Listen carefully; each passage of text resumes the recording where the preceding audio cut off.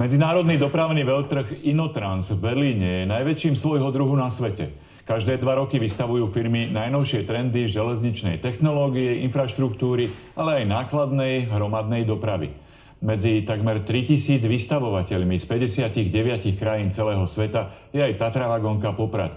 S jej riaditeľom Jurajom Hudáčom sa na Innotranse porozprával spravodajca STVR v Berlíne Tibor Macák. Vystavovať na takom megaveľtrhu je pre každého vystavovateľa obrovskou výzvou. Navyše práve tohtoročný Inotrans láme všetky rekordy, nie len čo do obsadenia celej plochy výstaviska vo veľkosti 200 000 m2, ale aj počtu vystavovateľov.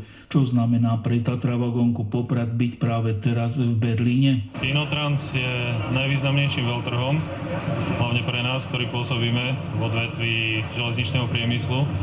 V podstate traduje sa, že kto tu nie je, ten neexistuje.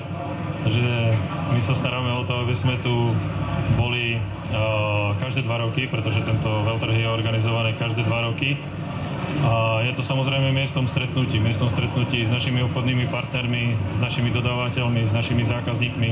Takže pre nás je to príležitosť, ktorú si nikdy nenecháme ujsť. Čo zaujíma najviac spomínaných obchodných partnerov na spolupráci s Tatra vagónkou, prípadne so Slovenskom? Tatra vagónka Poprad je najväčším výrobcom nákladných železničných vagónov a tým pádom dodávame v podstate do každej krajiny v rámci Európskej únie alebo v rámci Európy, nielen v rámci Európskej únie, pretože dodávame aj do Švajčiarska.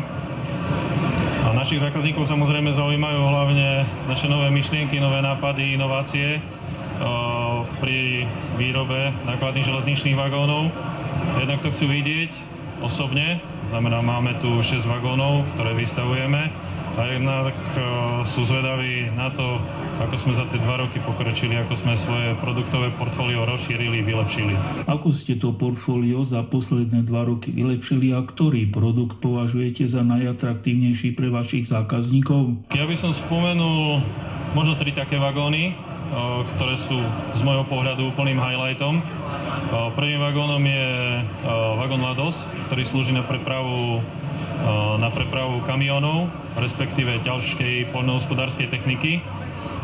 Je to kamión, ktorý sa využíva hlavne na prepravu tejto ťažkej techniky z výrobného závodu na miesto určenia, aby nebolo potrebné ho prepravovať po cestnej sieti. To je prvý z nich. Druhým z nich je vagón na prepravu kontajnerov, 80-stopový vagón s rýchlosťou 160 km za hodinu. Je to inovácia s ohľadom na to, že nákladné železničné vagóny v Európe štandardne jazdia maximálne 120 km za hodinu.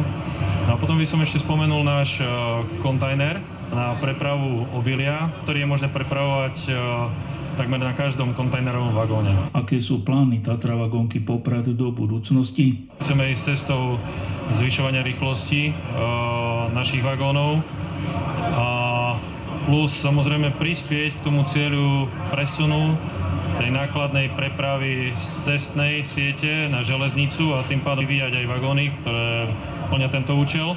A našim cieľom je samozrejme zefektívňovať tú výrobu a prinášať našim zákazníkom čím ďalej tým vyššiu hodnotu prostredníctvom našej kvality a prostredníctvom inovácií, ktoré sme schopní ponúknuť. Ako vidíte budúcnosti železničnej dopravy, ktorá čelí veľkej konkurencii a novým trendom? Z nášho pohľadu tá železničná doprava bude vždy na tej zelenej strane dejín.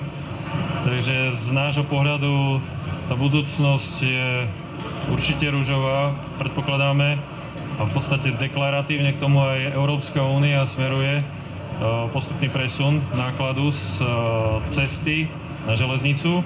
Samozrejme je potrebné ešte to doplniť o nejaké konkrétne opatrenia, ktoré momentálne nie sú úplne zjavné, ale tak pevne veríme tomu, že aj k tomu dôjde.